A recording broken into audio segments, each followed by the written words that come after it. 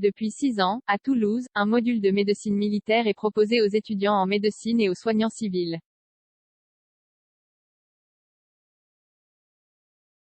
Alors que la guerre est aux portes de l'Europe, cette formation permet d'enseigner aux médecins et infirmiers les gestes de base et aux blessures auxquelles ils pourraient être un jour confrontés, notamment lors d'un attentat. Cette formation qui a eu lieu sur 2 jours est aussi un moyen de convaincre des soignants civils de devenir réservistes, voire de susciter des vocations. Un homme vient de sauter sur une mine en Afghanistan. À l'écran, des médics de l'armée américaine prodiguent les premiers soins au blessé qui vient de perdre son pied et souffre de multiples contusions. Ces images trash ne sont pas issues d'un blockbuster mais la froide réalité de ce qui se passe en temps de guerre, aujourd'hui en Ukraine, aux portes de l'Europe. Assis dans leur fauteuil, des étudiants, des pompiers ou encore des médecins aguerris aux situations d'urgence regardent comment leurs homologues en treillis agissent, quels sont les premiers soins qu'ils apportent à ces blessés de guerre. Un moyen pour le Centre médical des armées de Toulouse de plonger les stagiaires du module de médecine militaire dans le vif du sujet, leur dévoilant ce à quoi ils pourraient être confrontés s'ils devaient intervenir sur un théâtre de guerre ou d'attentat. Durant 2 jours, mercredi et jeudi, 300 infirmiers, internes ou encore urgentistes ont suivi une formation, à la fois théorique et pratique sur les bons gestes à adopter dans l'urgence, sans beaucoup de matériel et dans des conditions extrêmes. La première étant de se protéger, rappellent les instructeurs, car un soignant blessé ou mort, c'est une victime en plus.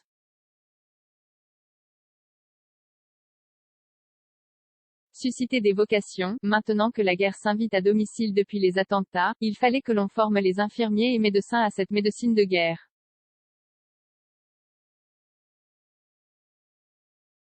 Les membres du service de santé des armées ont cette expérience acquise en opérations extérieures et peuvent transférer leur expertise aux civils, notamment dans le cadre des formations universitaires, pour qu'ils se préparent à la réalité d'un théâtre de guerre sur notre territoire, explique Jean-Philippe Durieux-Dufouza.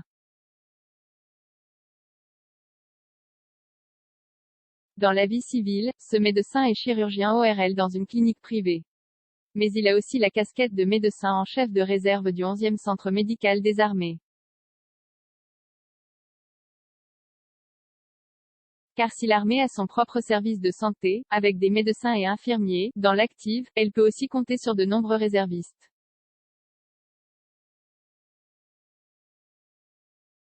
Après la période de crise sanitaire et la décennie d'attentats, leur nombre a cru de 30% au cours des 3 dernières années. Lors de leur mission, ils viennent suppléer ou remplacer les médecins militaires professionnels, sont présents lors d'entraînements par exemple. Plus rarement, ils peuvent partir en OPEX, au Liban ou au Mali.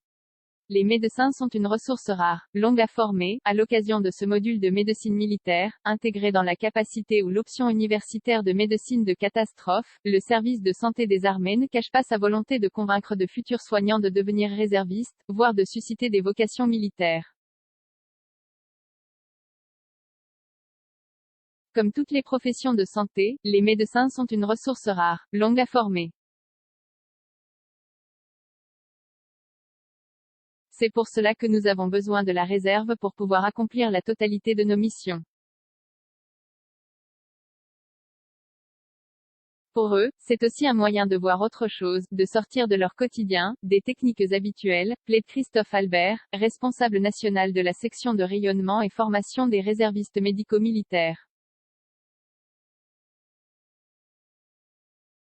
Pour les mettre en condition, des membres du 1er régiment du train parachutiste de Cugnaux rejouent une scène d'attaque, simulent des blessures et les soins.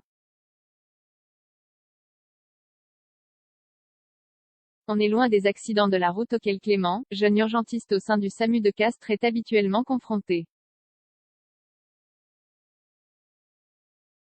Mais pour lui, c'est important de se préparer à une situation de crise, quelle qu'elle soit, comme il y en a de plus en plus ces dernières années. Au-delà des attentats, il sait qu'il pourrait être confronté dans son quotidien à un accident de bus et à de multiples victimes.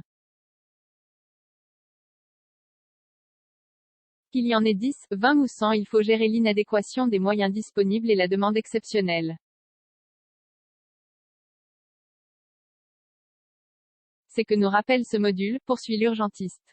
Une dimension que les membres du SAMU 31, qui participent à cette formation, ont déjà dû éprouver lors de la catastrophe d'AZF ou encore des attentats de 2012 à Ozaratora.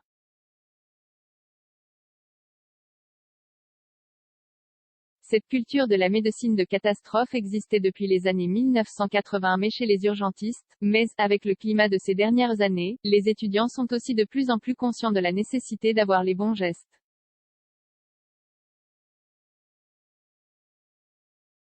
Et pour cela les militaires ont des expériences que l'on a peu.